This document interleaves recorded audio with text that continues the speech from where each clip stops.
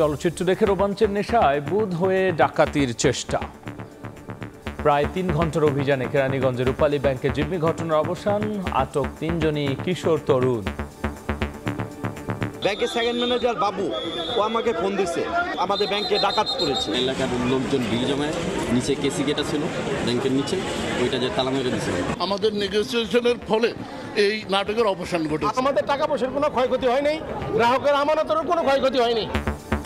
নিরাপত্তা কর্মী ছুটিতে থাকার সুযোগ কাজে লাগায় অভিযুক্ত ৩ জন, নগদ ১৮ লাখ টাকা ও ৪ খেলনা পিস্তল উদ্ধার। বিভিন্ন মুভি টুভি এই সমস্ত দেখা বা ভিডিও টিডিও দেখা, এগুলোর উপরে ভিত্তি করে ওরা একটা অ্যাডভেঞ্চার হিসাবে নিতে গিয়েছে। একজনের বয়স ২২ বছর, ও একটু ম্যাচিউর, আর বাকি ২ জনের ১৬ বছর। দেখছিলেন প্রধান শিরোনাম। রাত ১১টার সময় সঙ্গে আছি আমি গোলাম রাব্বি।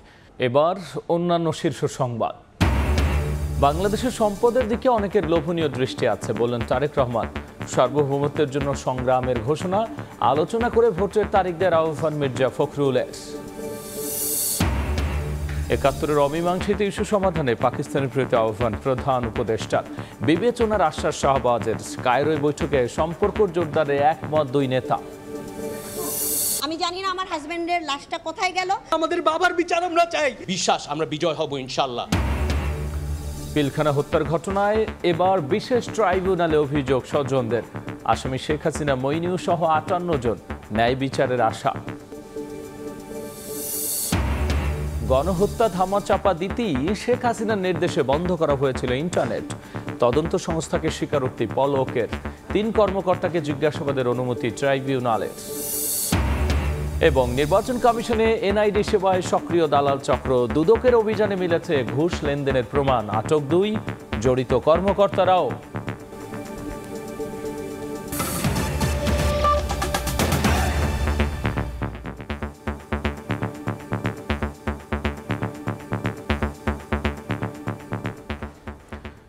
চলচ্চিত্র দেখে রোমাঞ্চের নেশায় বুঁদ হয়ে ডাকাতির চেষ্টা করে ৩ কিশোর তরুণ।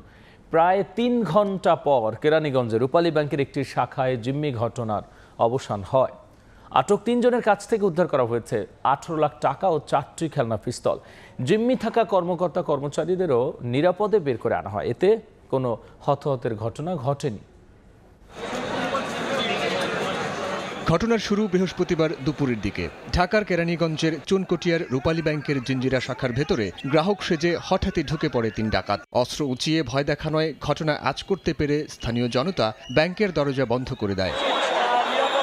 খবর দেওয়া হয় আইন শৃঙ্খলা বাহিনীকে। খবর পেয়ে পুলিশ ও র্যাবের একাধিক দল পুরো ব্যাংক ঘিরে ফেলে। ঘটনাস্থলে যায় সেনাবাহিনীও। জানতে পারি যে কিছু ডাকাত আছে ভিতরে, কেউ কারো ধারণা ৭ জন, কারো ধারণা ৮ জন, কারো ধারণা ১২ জন, এরকম লোক ব্যাংকের সাথে সাথে রড মতলে চিল্লা ফেলে এলাকার লোকজন ভিড় জমায়, নিচে কেসি গেটা ছিল ব্যাংকের নিচে, ওইটা যে তালা মেরে দিয়েছিল। যথারীতি টাকা পয়সা ঠিক গুনে টুনে আমরা ঠিক পেয়েছি।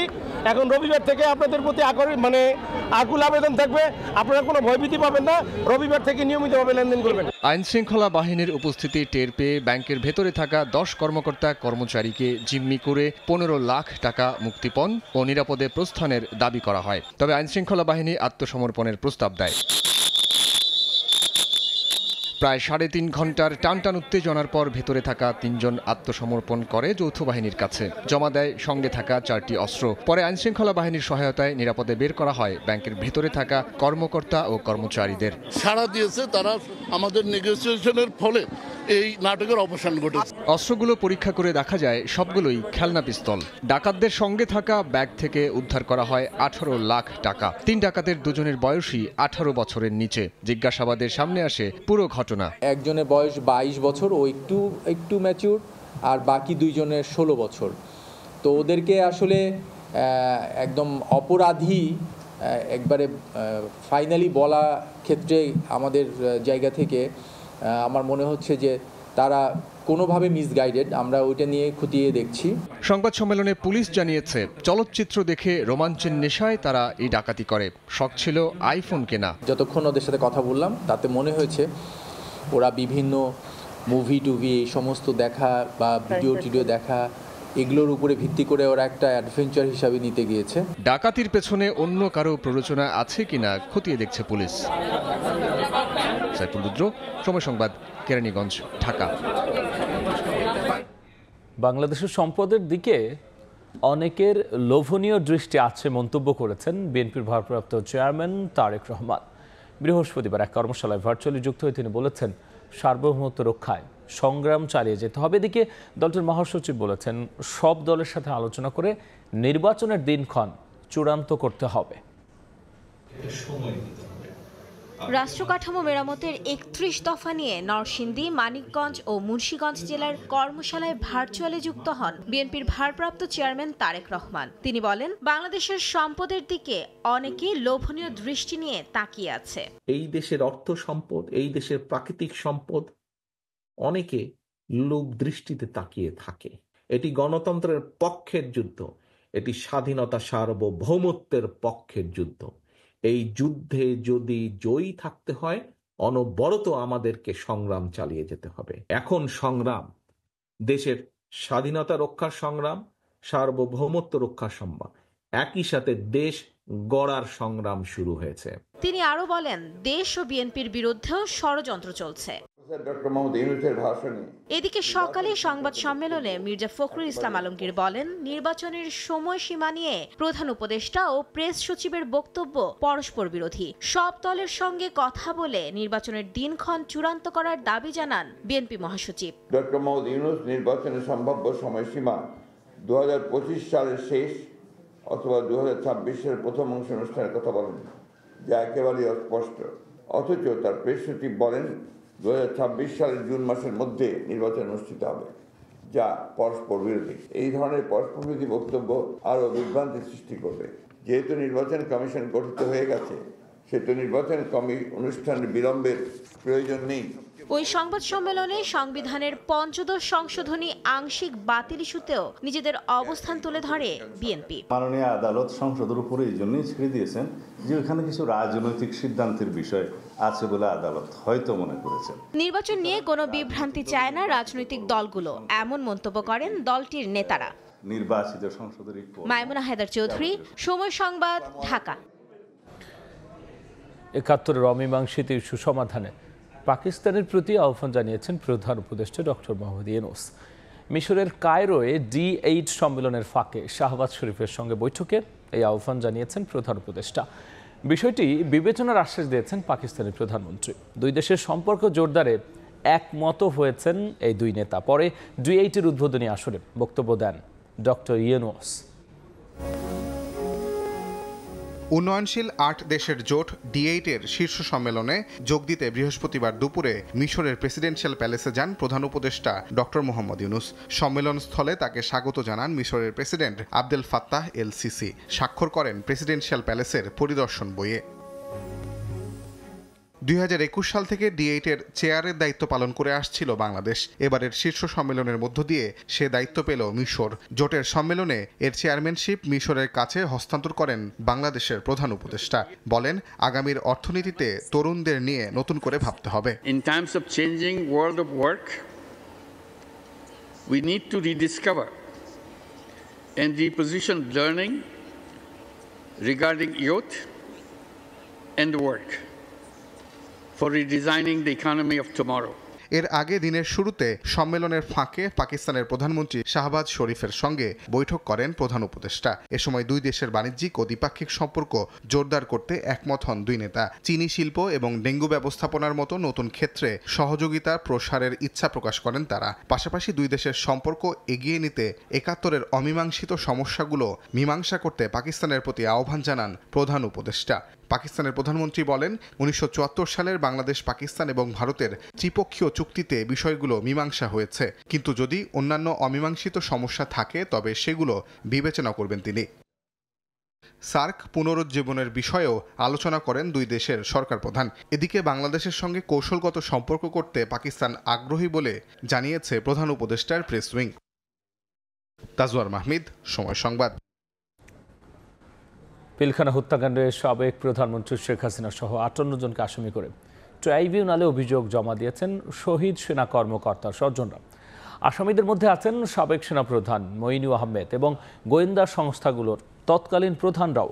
অভিযোগকারীরা বলছেন, সঠিক তদন্ত হলে এই হত্যাকাণ্ডে নেপথ্যের কারণ ও কুশীলবদের মুখোশ উন্মোচিত হবে। তৎকালীন বিডিআর সদর দপ্তর পিলখানায় বর্বরচিত হত্যাকাণ্ডের নেপথ্যের কারণ কি, কুশীলবী বা কারা? 15 বছরেও মেলেনি এর জবাব। নিহত 57 সেনা কর্মকর্তার পরিবার এবার তাই দ্বারস্থ হলেন আন্তর্জাতিক অপরাধ ট্রাইব্যুনালের।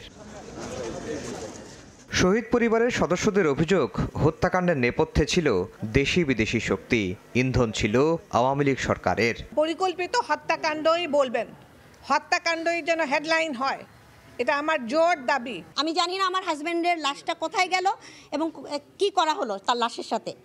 আমাকে একটা মিথ্যা কবর দেওয়া হয়েছে, আর আমি যতবারই এটার জন্য প্রতিক্রিয়া জানিয়েছি আমাকে বলা হয়েছে আমার হাজব্যান্ডকে দেশদ্রোহী করা হবে। আমরা বিশ্বাস করি যে আমরা এটা বিচার পাবো এবং সেই ষড়যন্ত্রকারীদেরকে সবাই দেখতে পাবেন, আমরা দেখতে পাবো, সবার সম্মুখে তাদেরকে নিয়ে আসা হোক। কোনো শক্তি কুশীলবদের বিচার ঠেকাতে পারবে না বলেও হুঁশিয়ারি দেন শহীদ সেনা পরিবারের সদস্যরা।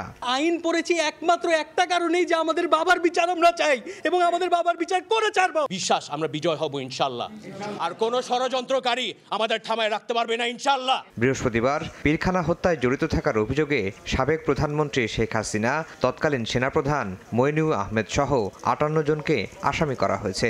তৎকালীন প্রধানমন্ত্রী শেখ হাসিনা, তার নিরাপত্তা উপদেষ্টা তারিক সিদ্দিকী, তৎকালীন আইনমন্ত্রী সহ তৎকালীন ইন্টেলিজেন্সের যারা প্রধানগণ ছিলেন, দায়িত্বরত ছিলেন, সেনাপ্রধান ছিলেন, তারা এখানে আসামি হিসেবে। পিলখানা ট্র্যাজেডি তদন্তে সরকার কমিশন গঠন করলে জড়িতদের মুখোশ উন্মোচিত হবে বলেও মনে করেন শহীদ পরিবারের সদস্যরা। আফজাল হোসেন, সময় সংবাদ, ঢাকা। গণহত্যা ধামাচাপা দিতেই শেখ হাসিনার নির্দেশে বন্ধ করা হয়েছিল ইন্টারনেট। সাবেক তথ্য প্রযুক্তি প্রতিমন্ত্রী জুনায়েদ আহমেদ পলককে তদন্ত সংস্থার জিজ্ঞাসাবাদের পর জানিয়েছেন ট্রাইব্যুনালের চিফ প্রসিকিউটর তাজুল ইসলাম। এদিকে সকালে আন্তর্জাতিক অপরাধ ট্রাইব্যুনালে হাজির করা হয় সাবেক আইজিপি চৌধুরী আব্দুল্লাহ আল মামুন, সাবেক সেনা কর্মকর্তা জিয়াউল হাসান সহ 8 জনকে। এর মধ্যে মামুন সহ 3 জনকে একদিন করে জিজ্ঞাসাবাদের অনুমতি দিয়েছেন ট্রাইব্যুনাল। 16 জুলাই থেকে 5 আগস্ট ছাত্র জনতার আন্দোলনে নির্বিচারে গুলি ছোড়ে আইন শৃঙ্খলা রক্ষা বাহিনী। আন্দোলনকারীদের দমাতে মাঠে ছিল আওয়ামী লীগ, ছাত্রলীগের ক্যাডাররা। ঠিক তখন হুটহাট করে চলে যেত ইন্টারনেট।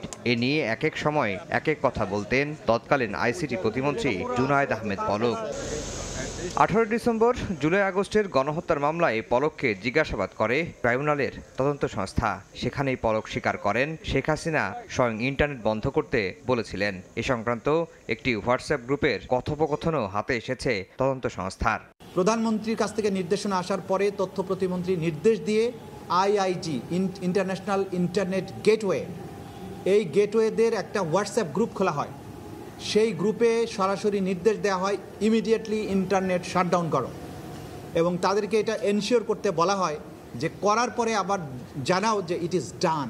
বৃহস্পতিবার ট্রাইব্যুনালে হাজির করা হয় সাবেক আইজিপি আব্দুল্লাহ আল মামুন, সাবেক সেনা কর্মকর্তা জিয়াউল হাসান সহ 8 জনকে। এর মধ্যে মামুন সহ 3 জনকে একদিন করে জিজ্ঞাসাবাদের অনুমতি দিয়েছেন বিশেষ ট্রাইব্যুনাল। মামলার পরবর্তী তারিখ ধার্য করা হয়েছে 20 ফেব্রুয়ারি। অন্য মামলায় অনেক আসামি জেলে থাকলেও তাদের কেন ট্রাইব্যুনালের মামলায় গ্রেফতার দেখানো হচ্ছে না তার ব্যাখ্যাও দেন চিফ প্রসিকিউটর। আমরা যদি হাজার হাজার আসামিকে আমাদের আওতাভুক্ত করি, তাহলে মূলত যাদের নেতৃত্বে এই গণহত্যা এবং মানবতা বিরোধী অপরাধ হয়েছে তাদের বিচার কার্য বিঘ্নিত হবে। এদিকে ট্রাইব্যুনালে যারা জুলাই আগস্ট গণহত্যা নিয়ে সাক্ষ্য দেবেন তাদের নিরাপত্তা নিশ্চিতে আইনশৃঙ্খলা বাহিনীর সদস্যদের আহ্বান জানিয়েছেন চিফ প্রসিকিউটর। অন্যথায় ট্রাইব্যুনালের মাধ্যমে নেওয়া হবে আইনি পদক্ষেপ। আফজাল হোসেন, সময় সংবাদ, ঢাকা। ইজতিমাকে কেন্দ্র করে তাবলিগ জামাতের দুপক্ষের মধ্যে বিরাজ করছে চরম উত্তেজনা। দুপুরে সংবাদ সম্মেলন করে তাবলিগ জামাতের জুবায়েরপন্থীরা হুঁশিয়ারি দিয়ে বলেছেন, সাদপন্থীরা ইজতিমা করতে চাইলে কঠোরভাবে তা প্রতিহত করা হবে। অপরদিকে সাদপন্থীরা সংবাদ সম্মেলন করে জুবায়েরপন্থীদের প্রোপাগান্ডা ছড়ানোর অভিযোগ তুলেছেন। তবে ইজতিমাকে কেন্দ্র করে কোনো সহিংসতাকে ছাড় না দেওয়ার ঘোষণা দিয়েছে পুলিশ। বিশ্ব ইজতেমাকে কেন্দ্র করে সংঘর্ষে একাধিক প্রাণহানির পর বুধবারও সারা দেশে বিভিন্ন স্থানে বিক্ষোভ করেছে সাদ ও জুবায়েরপন্থী মুসল্লিরা। ঢাকা চট্টগ্রাম মহাসড়কের কুমিল্লার আলেখারচর এলাকায় অবরোধ করে বিক্ষোভ করে জুবায়েরপন্থীরা। পরে তারা বিক্ষোভ মিছিল নিয়ে জেলা প্রশাসকের কার্যালয়ে যান। টঙ্গী ইজতেমা ময়দানে হামলা ও হত্যার ঘটনায় দোষীদের বিচার দাবিতে জেলা প্রশাসকের কাছে স্মারকলিপি দেন তারা। একই দাবিতে নেত্রকোনা ঠাকুরগাঁয়েও বিক্ষোভ করেন তাবলিগ জামাতের অনুসারীরা। বৃহস্পতিবার রাজধানীর একটি হোটেলে সংবাদ সম্মেলনে জুবায়েরপন্থীরা জানান, গতকালের সংঘর্ষে তাদের 3 জন সাথী মারা গেছেন। এই ঘটনায় হত্যা মামলা করা হবে বলে জানানো হয়। রাষ্ট্রীয় সিদ্ধান্তকে যারা বারবার বৃদ্ধাঙ্গুলি দেখায়, প্রশাসনের সিদ্ধান্তকে যারা বারবার অবমাননা করছে, তারা কিভাবে ইজতেমা করবে? ইজতেমা তো ইনশাল্লাহ হবে, এবং ইনশাল্লাহ ইজতেমা আমাদেরই হবে জানুয়ারি 31, ফেব্রুয়ারি 1-2 ইনশাআল্লাহ। এদিকে বিকেলে মিরপুরের একটি রেস্টুরেন্টে সংবাদ সম্মেলন করে হামলার ঘটনায় বিচার বিভাগীয় তদন্ত করে বিচার নিশ্চিতের দাবি জানান মাওলানা সাদ পন্থীরা। তাবলিগ জামাতের অভ্যন্তরীণ বিষয়ে রাজনৈতিক হস্তক্ষেপ ও মাদ্রাসার ছাত্রদের ব্যবহার করে সংঘাত সৃষ্টি করা হচ্ছে। মামুনুল হক ও তার অনুসারীরা মিথ্যা অপপ্রচার ও হুমকি দিয়ে তাবলিগের শান্তিপূর্ণ পরিবেশ নষ্ট করছেন। ইজতেমা মাঠকে কেন্দ্র করে উদ্ভূত পরিস্থিতি নিয়ন্ত্রণে কড়া নিরাপত্তা ব্যবস্থা নিয়েছে ঢাকা মহানগর পুলিশ। মোতায়েন করা হয়েছে অতিরিক্ত ফোর্স। আব্দুল্লাহপুর, কামারপাড়া, উত্তরা সেক্টর 10, তুরাগ নদের দক্ষিণ পশ্চিম অঞ্চলে ইতিমধ্যে যে কোনো প্রকার সভা সমাবেশ, মিছিল, গণজমায়েত, বিক্ষোভ বা শোভাযাত্রা নিষিদ্ধ করা হয়েছে, এবং এখানে যে কেউ যদি কোনো রকম আইন শৃঙ্খলা পরিস্থিতি বিনষ্ট করার চেষ্টা করে তবে ডিএমপি কঠোর হস্তে সেটা দমন করবে। জনসাধারণের প্রবেশে নিষেধাজ্ঞা জারির পর টঙ্গীর ইজতেমা ময়দানের নিয়ন্ত্রণ নিয়েছেন আইন শৃঙ্খলা রক্ষা বাহিনীর সদস্যরা। পরবর্তী নির্দেশ না দেওয়া পর্যন্ত ইজতেমা ময়দান সহ আশপাশের 3 কিলোমিটার এলাকায় 144 ধারা জারি রয়েছে। সাদিকুর রহমান, সময় সংবাদ, ঢাকা। অচিরেই কেটে যাবে ইজতেমা ময়দানে সমাবেশ করার নিষেধাজ্ঞা। ইজতেমাও হবে যথাসময়। দুপুরে মুন্সিগঞ্জে এক অনুষ্ঠানে কথা জানিয়েছেন স্বরাষ্ট্র উপদেষ্টা জাহাঙ্গীর আলম চৌধুরী। বলেছেন, ইজতেমা ঘিরে সহিংসতাকারীদের ছাড় দেয়া হবে না। নিষেধাজ্ঞা খুব তাড়াতাড়ি কেটে যাবে। আপনি জানেন এখন পরিস্থিতি মোটামুটি নর্মাল হয়ে গেছে। বিশ্ব ইজতেমার যে ডেট আছে জুবায়েরপন্থীতে ওই ডেটই আমি আশা করবো যে ওই ডেটে হয়ে যাবে। আল্লাহ দিলে কোনো অসুবিধা হবে না। এখানে আমাদের পজিশন হলো যারা অপরাধ করছে তারা অপরাধীরা শাস্তির আওতায় আসতেই হবে। তার ক্ষেত্রে কোনো ধরনের ছাড় দেওয়া হবে না। ব্যবসায়ীরা কর না দিয়ে শুধু ফাঁক ফোকর খোঁজে বলে জানিয়েছেন অর্থ উপদেষ্টা ডক্টর সালেউদ্দিন আহমেদ। দুপুরে সচিবালয়ে তিনি বলেছেন, আগামী অর্থ বছরে দরিদ্রদের করের চাপ থেকে সুরক্ষা দেয়া হবে। অনেক রকম এক্সেপশন আমরা বাদ দিয়ে দেব। ব্যবসায়ীরা কত রকম যে আপনার সুবিধা পায় আপনি নিজেও জানেন, অনেকে আপনার নিজেরাও জানেন না। লাভ করবে বহু টাকা, এসে এনবিআরকে বলে ট্যাক্স এক্সেম্পশন দেয়। তুমি 50 কোটি টাকা লাভ করবে, এনবিআরে তুমি 4 কোটি টাকা ট্যাক্স দিতে চাও না। চতুর্থ কিস্তিতে ফেব্রুয়ারিতে $64 কোটি দিচ্ছে আইএমএফ। একই পরিমাণ অর্থ ছাড় হবে পঞ্চম কিস্তিতেও। অর্থ মন্ত্রণালয়ে সংবাদ সম্মেলনে সংস্থার প্রতিনিধি জানিয়েছেন, এর বাইরে অতিরিক্ত $75 কোটি দেওয়ার অনুরোধ করেছে বাংলাদেশ। জানিয়ে ইতিবাচক ওই সংস্থা। করোনার আঘাত, রাশিয়া ইউক্রেন যুদ্ধ, ব্যাংক খাতে লুটপাট আর অবাধে অর্থ পাচারে বিপর্যস্ত দেশের অর্থনীতি। ডলারের দাম 80 টাকা থেকে বেড়ে হয়েছে 120 টাকা। রিজার্ভও নেমেছে $200 কোটি নিচে। বেড়েছে যাপিত জীবনের ব্যয়। এমন পরিস্থিতিতে ঋণ নিতে আন্তর্জাতিক মুদ্রা তহবিল আইএমএফের দ্বারস্থ হয়েছিল বাংলাদেশ। ঋণের চতুর্থ কিস্তি ছাড়ের আগে তৃতীয় পর্যালোচনা করতে সংস্থাটির 10 সদস্যের দল 3 থেকে 18 ডিসেম্বর পর্যন্ত ঢাকা সফর করেছে। সফর শেষে সচিবালয়ে আয়োজিত সংবাদ সম্মেলনে জানানো হয়, পঞ্চম কিস্তিতেও $64 কোটি পাবে Bangladesh. February 5, we have a specific date prior to issuing the papers to our board. Then by end of February, the amount of $650 million will be allocated to the authorities. I think it takes 3 days since our board to be allocated. Then beyond that, we were coming back in March, April for our fourth review, which is negotiating exactly the same amount. মূল্যস্ফীতি নিয়ন্ত্রণে না আসা, bank ব্যবস্থার উন্নয়ন ও রাজস্ব আয় না বাড়ানো সহ বিভিন্ন বিষয় তুলে ধরে বাংলাদেশের অর্থনীতি আশাব্যঞ্জক নয় বলে মন্তব্য করেন আইএমএফ প্রতিনিধি। তবে সাংবাদিকদের সঙ্গে আলাপকালে অর্থ উপদেষ্টা বলেন, আইএমএফ যতটা বলে ততটা খারাপ নয় দেশের অর্থনীতি। আইএমএফ যেটা বলছে যে ক্লাসিক্যাল এসে যে মানি প্রিন্ট করে ওই থিওরিটা এখানে খাটবে না। এ সময় জ্বালানি উপদেষ্টা জানান, আইএমএফ বললেও বিদ্যুতের দাম বাড়ানো হবে না। দুর্নীতি বন্ধ করে উৎপাদন খরচ কমিয়ে বিদ্যুতে ভর্তুকি হ্রাস করা হবে। বিদ্যুতের অতিরিক্ত গ্যাস আছে তাদের জন্য একটা নতুন নিয়ম করব। শুভ খান, সময় সংবাদ, ঢাকা। নির্বাচন কমিশনের জাতীয় পরিচয়পত্র সেবায় ঘুষ লেনদেনের বিশাল নেটওয়ার্কের প্রমাণ পেয়েছে দুদক। বৃহস্পতিবার ইসিতে অভিযানে এসে 2 দালালকে আটক করে দুদকের ভ্রাম্যমাণ আদালত। আর জাতীয় পরিচয়পত্র নিবন্ধন অনুবিভাগের মহাপরিচালক জানিয়েছেন, কয়েক লাখ এনআইডি সংশোধনের অপেক্ষায় থাকার সুযোগ নিয়েছেন ইসির কর্মকর্তা কর্মচারী সহ দালাল চক্র। আগামী 3 মাসের মধ্যে সমাধানের আশ্বাস দিয়েছেন এনআইডি মহাপরিচালক।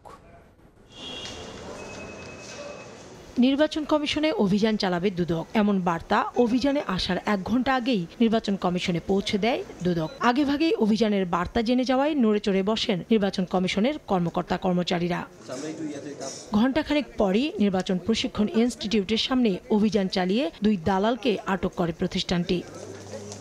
পরে নির্বাচন ভবনে অভিযানে আসে দুদকের 4 সদস্যের একটি প্রতিনিধি দল। জাতীয় পরিচয়পত্র অনুবিভাগের মহাপরিচালকের দপ্তরে অভিযানের নানা বিষয় তুলে ধরে দুদক। এনআইডি সংক্রান্ত সেবায় ঘুষ লেনদেনের বিশাল নেটওয়ার্কের প্রমাণ পেয়েছে দুদক বলেও গণমাধ্যমকে জানানো হয়। এই ভবনের চারপাশে আমরা একটু গতিবিধি পর্যবেক্ষণ করছিলাম ছদ্মবেশে সেবা গ্রহীতা সেজে। যে অভিযোগ আছে অভিযোগের সাথে দেখা যায় সত্যতা পাওয়া যায় আর কি। বিষয়ে কিছু লেনদেনের অভিযোগ আছে, সেগুলো আমরা এখন যাচাই বাছাই করব, পরবর্তীতে আমরা প্রতিবেদন দাখিল করব। পরে এনআইডির মহাপরিচালক জানান, এনআইডি সংশোধনে দুর্নীতি বন্ধে আগামী 3 মাসের মধ্যে সংশোধনযোগ্য সকল এনআইডির আবেদন নিষ্পত্তি করা হবে।